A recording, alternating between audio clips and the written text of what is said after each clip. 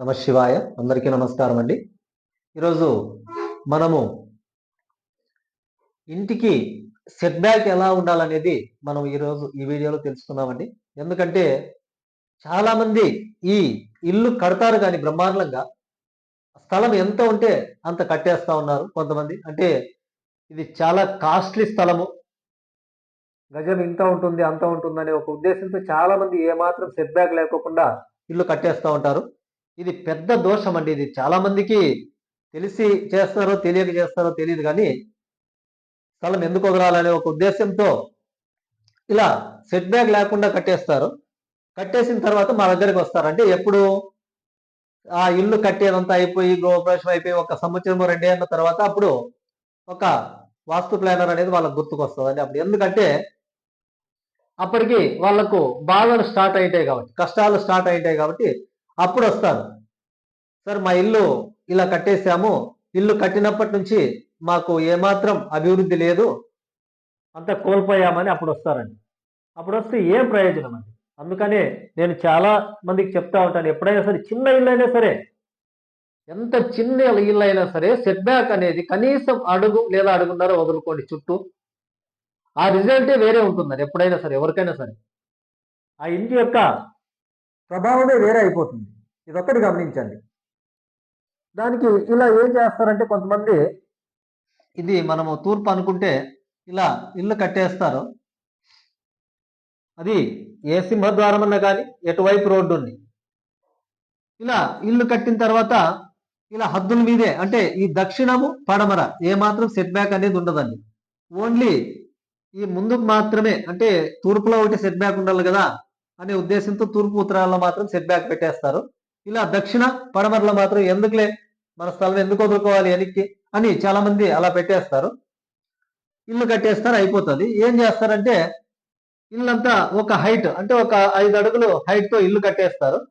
దాని తర్వాత ఇక్కడ తూర్పులోను ఉత్తరాల్లో కొంచెం డౌన్ ఉండాలని కదా, ఇంటికన్నా కొంచెం డౌన్ ఉండాలనే ఉద్దేశంతో ఒక 2 ఫీట్ అంటే ఒక 3 ఫీట్ హైట్ తో ఇక్కడ, అంటే ఇదంతా పార్కింగ్ వేసేసుకుంటారు ఒక 3 ఫీట్ హైట్ తోను, రోడ్డు కన్నా ఒక 3 ఫీట్ హైట్ తో ఇలా వేసేసుకుంటారు.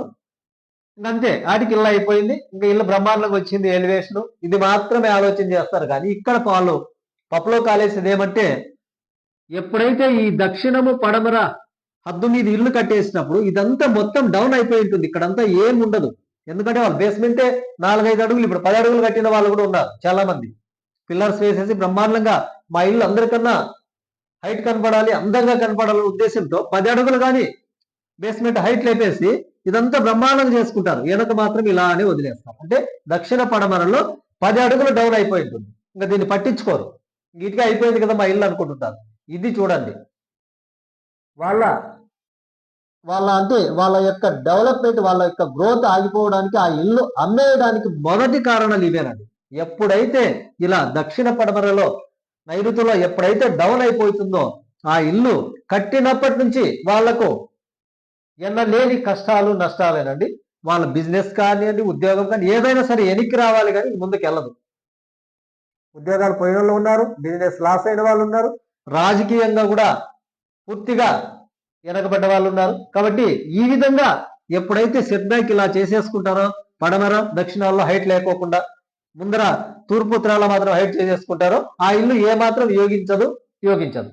ఒకవేళ మీరు ఇలాంటి ఇల్లు కొనాలనుకున్నా కూడా వాళ్ళు ఫ్రీగా ఇస్తామన్నా కూడా ఇల్లు మీరు కొనుక్కోవద్దండి ఎప్పుడు కూడా. ఇదొక్కటి ఆలోచించండి. అందుకని చెప్తా ఉంటాను, ఇల్లు కొనే వాళ్ళకి చాలా మందికి ఫస్ట్ ఆ ఇంటి యొక్క సెట్ బ్యాక్ ఎలా ఉందనేది మీరు ఫస్ట్ చూడండి. దాని తర్వాత మళ్ళీ మనం ఇల్లు ఎలా ఉందనేది మళ్ళీ చూద్దామని చెప్తా ఉంటాను. కాబట్టి మీరు ఆలోచించాల్సింది, ఎప్పుడైనా సరే ఇలా హద్దుల మీద ఇల్లు కట్టినప్పుడు దక్షిణ పడమరలో ఖచ్చితంగా హైట్ ఉండాలి. ఇక్కడ తూర్పు ఉత్తరాల్లో ఏదైతే మనకు హైట్ ఉంటుందో పార్కింగ్, దీనికన్నా కనీసం 2 ఇంచులన్న హైట్ ఉండే విధంగా సెట్ బ్యాక్ లో.